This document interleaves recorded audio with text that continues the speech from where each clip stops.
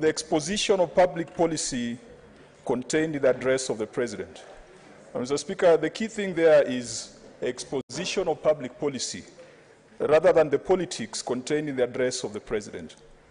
Mr. Speaker, the drafters of our Constitution envisage that at one point you might have a President who decides on what to tell Parliament away from the dictates of the Constitution.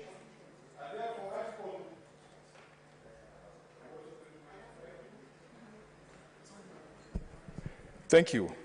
And therefore, Mr. Speaker, in Article 132, beside requiring the President to address the opening of every new Parliament, it mandated the President to address Parliament at least once annually to brief Parliament of the measures taken in realization of national values and principles.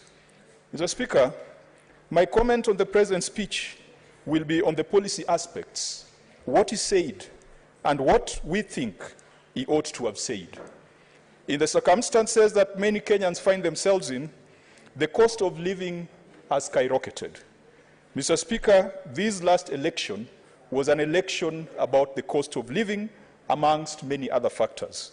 Promises were made to Kenyans that the price of basic commodities would stabilize. Assurances were made to Kenyans that the war in Ukraine and Russia had no role to play in the inflation that had visited the country.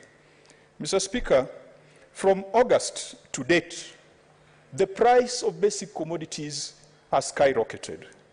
The price of maize flour, or what we call unga, has gone up by 8.4%.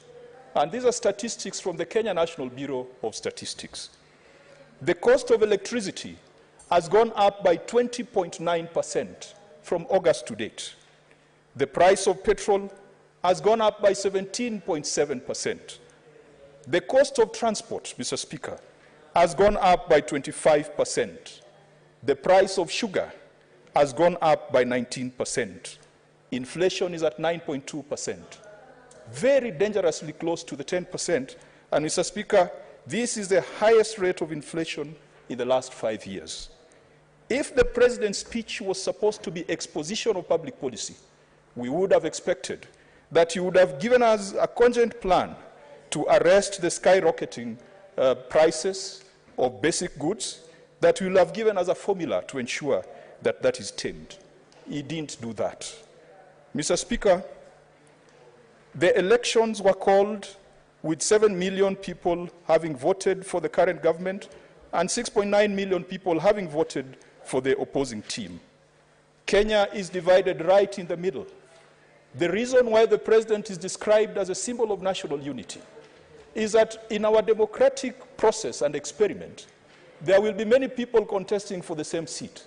At the end of the day, the person who's declared the victor occupies State House and assumes the role of symbol of national unity as well as Commander-in-Chief of the Armed Forces.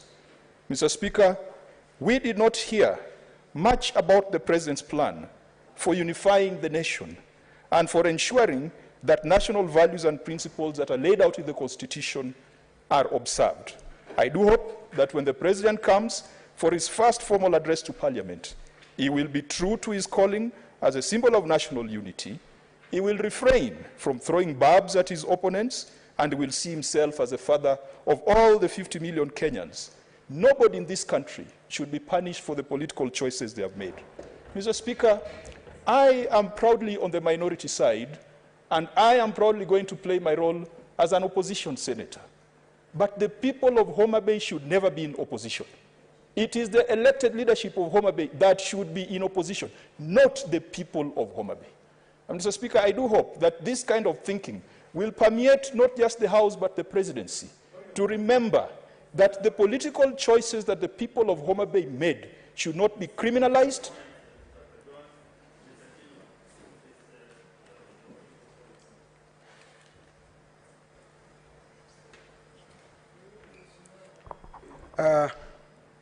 Mr. Speaker, if my good friend, Sen.Kajwang, read the speech or listened to the speech of the President, he was very clear. In paragraph 14, he said, I promise to lead an administration dedicated to just and fair government to all Kenyans in order to deliver a Kenya for everyone. I commit to be loyal, hardworking, devoted president to every Kenyan. And my administration will serve all, without regard to any distinction, real or imagined. Mr. Speaker, I think now Kajwang is trying to imagine things. The point of order is that Kajwang is misleading people by saying that the president is Senator Kajwang. Senator Kajwang is misleading people by saying that the president was not committed to every Kenyan. He was.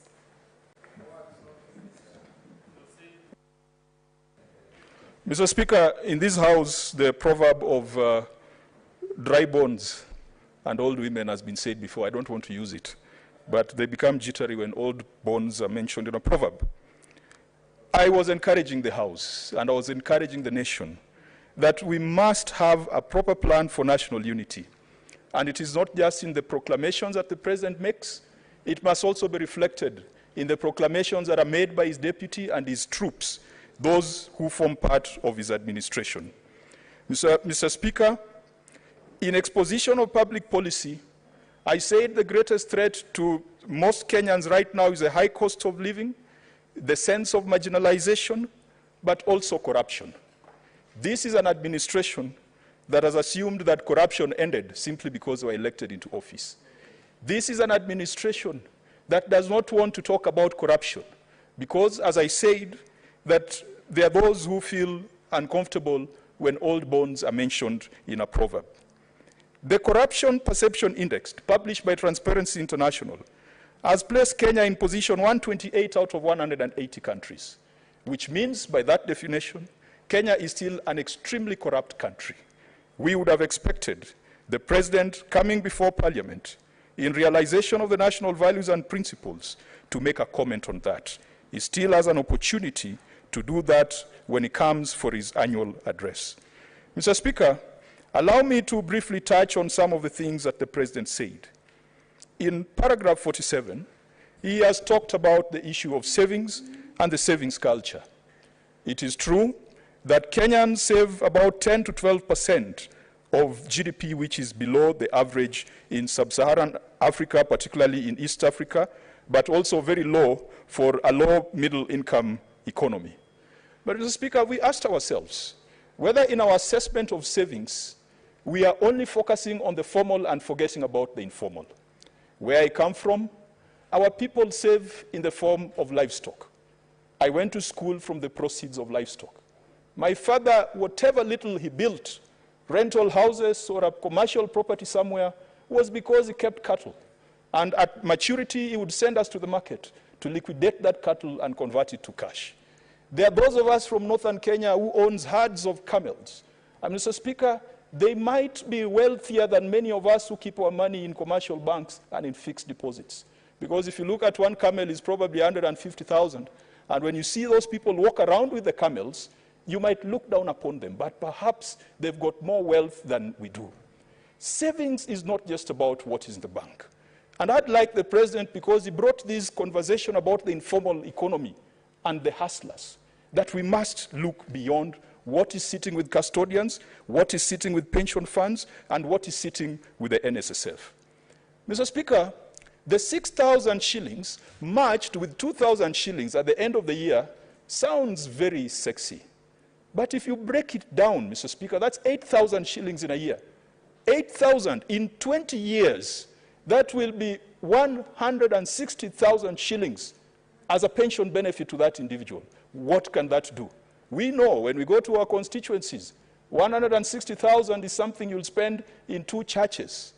It sounds very nice that the President and the nation is going to contribute to match 2,000 for every 6,000 paid at the end of the year. But that is not enough, Mr. Speaker.